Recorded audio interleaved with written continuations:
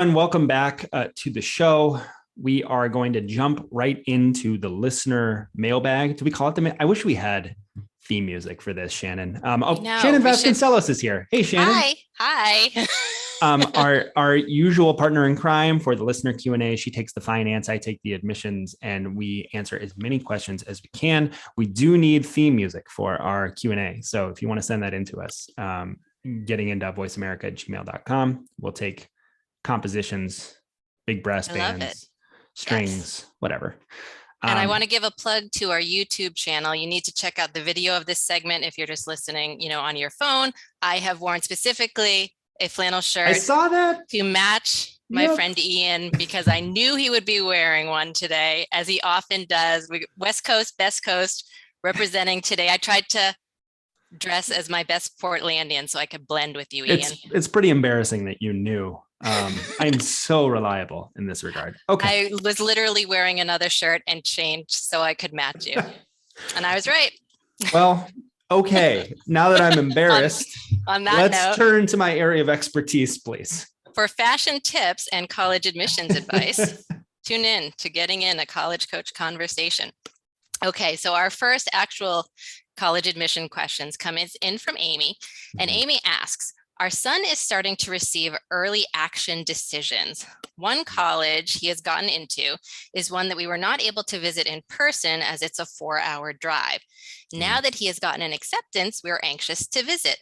When is the best time to go? We want to visit before the accepted students stay. What do you recommend, Ian?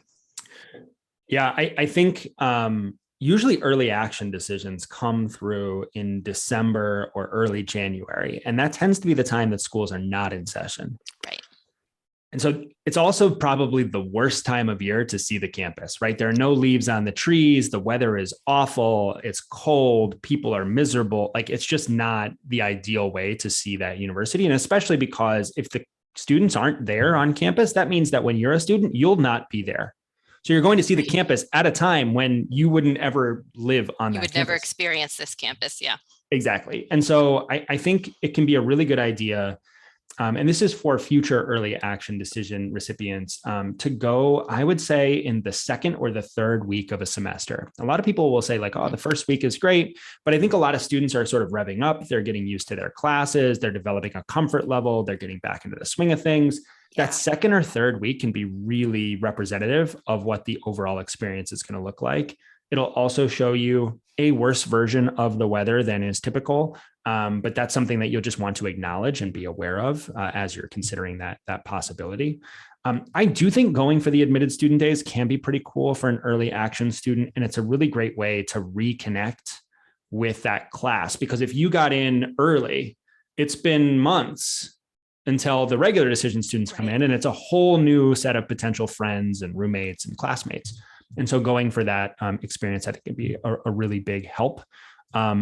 Although it's pretty glossy, right? Like the admitted student days is the best foot forward from the school. And when we're talking about representative experiences, admitted student days are not that. They are the roll out the red carpet version of the school. So keep that in mind as you're going to visit. The other thing is, and this is not part of the question, but given we're in March, I would just say this. Try and narrow down the number of schools that you're going to see in the spring to a reasonable number of 2, 3, something like that. I think going to see 4, 5, 6 schools. Try and establish your top 2 or 3 before you start buying plane tickets and arranging those college visits, because you got to narrow down the list at some point. Right. They start to blend if you see too many in a small window of time. They sure do. And it's like, wait, you lose track in a hurry. All right. This question comes from Debbie on Facebook at the end of January. So pretty recent. In the segment of college tax breaks, the speaker, who was it? Lori, I think. Lori. Okay. She mentioned special rules like income level, and if you're divorced and paying college tuition for your child. But the speaker didn't go into what being divorced and paying tuition, but not being able to claim the child as a dependent means as far as the tax break. Can you speak to that or direct me to a resource? I'm a divorced parent that pays tuition, but my ex claims my son on their taxes.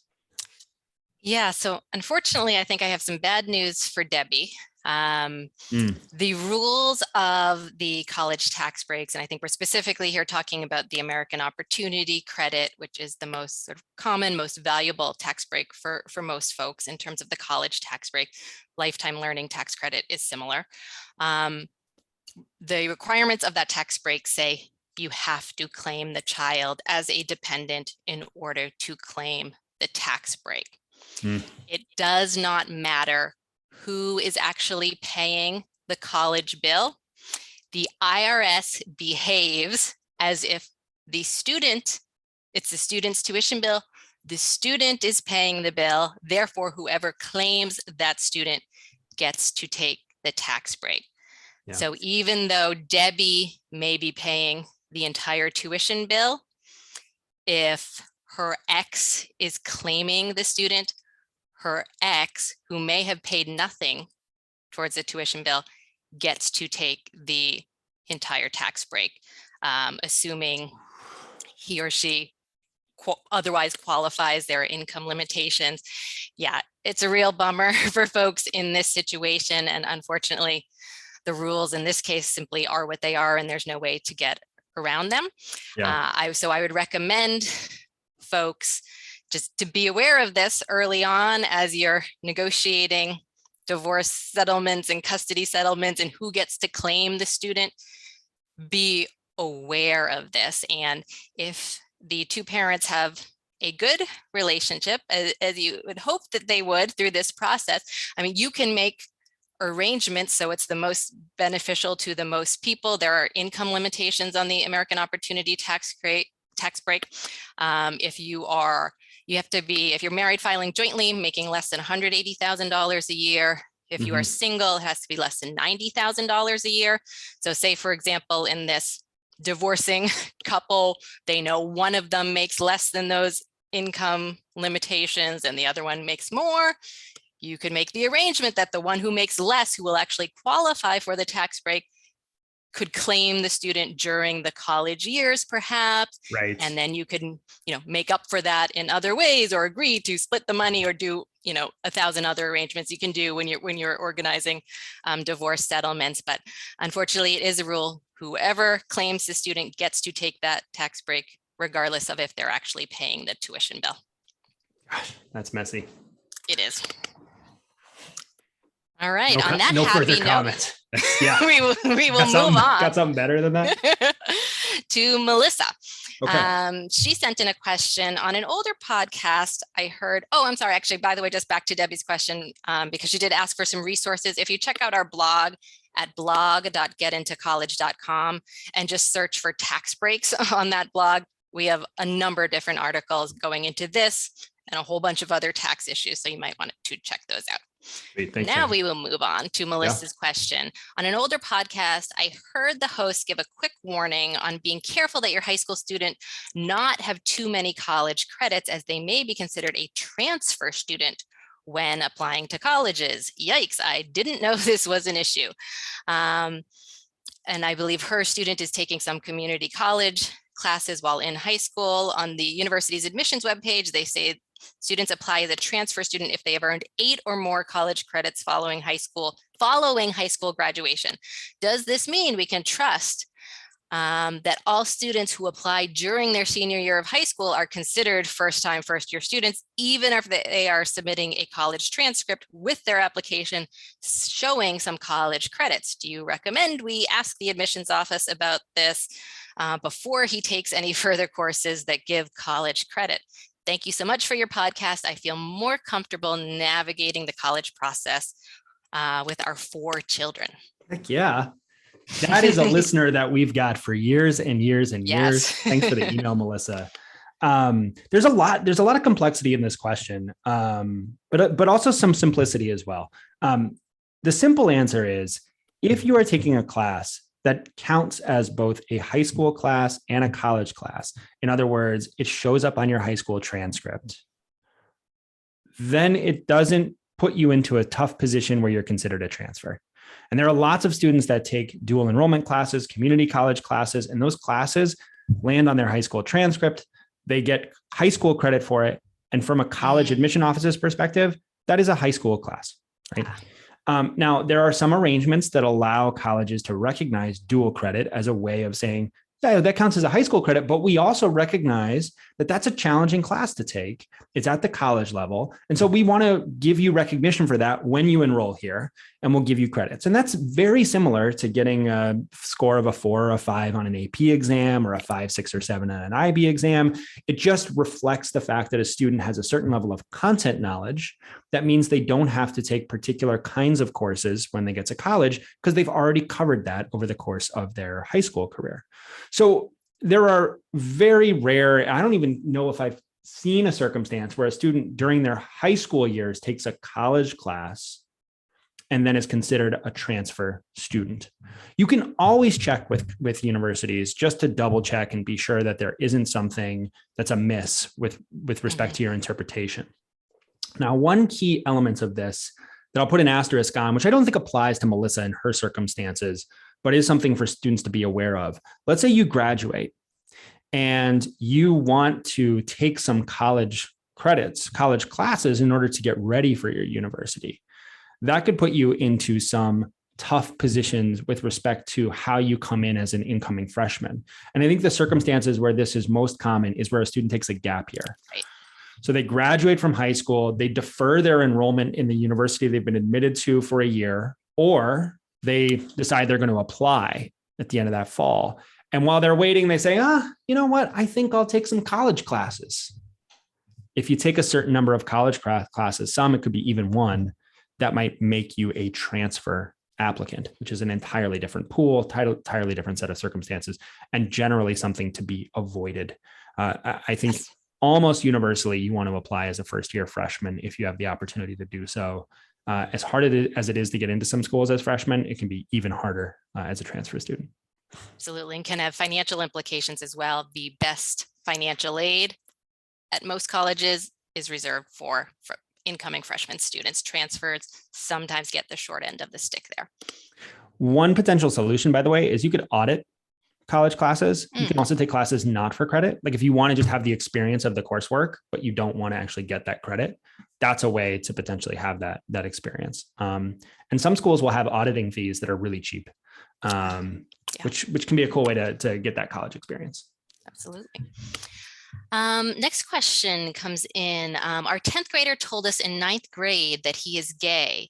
We support and love him, but this adds a variable to the college search process. He has not yet shared his news with anyone else. While we respect that decision, it limits our ability to help him get guidance on determining which colleges are supportive of gay students. So our question is simply this: how do you determine how supportive a college community is of gay students? Most schools seem to advertise LGBT support, but how do you determine which are really welcoming and supportive, both student body and administration, especially when our son is not ready to discuss this outside of his family? And I know we're short on time. I wish we had more time for this question. Yeah, first of all, just congratulations to your son on coming out to his family and taking that first step. I think that's fantastic, and hope that he soon feels ready to come out for everyone. But we don't want to rush that, right? There is a great resource called the Campus Pride Index, which is at campusprideindex.org. And it essentially has a LGBTQ-friendly campus search tool. So you can actually look through Campus Pride to get a sense for how supportive different campuses are for students who are gay, who are transgender, and there's a lot of great information there.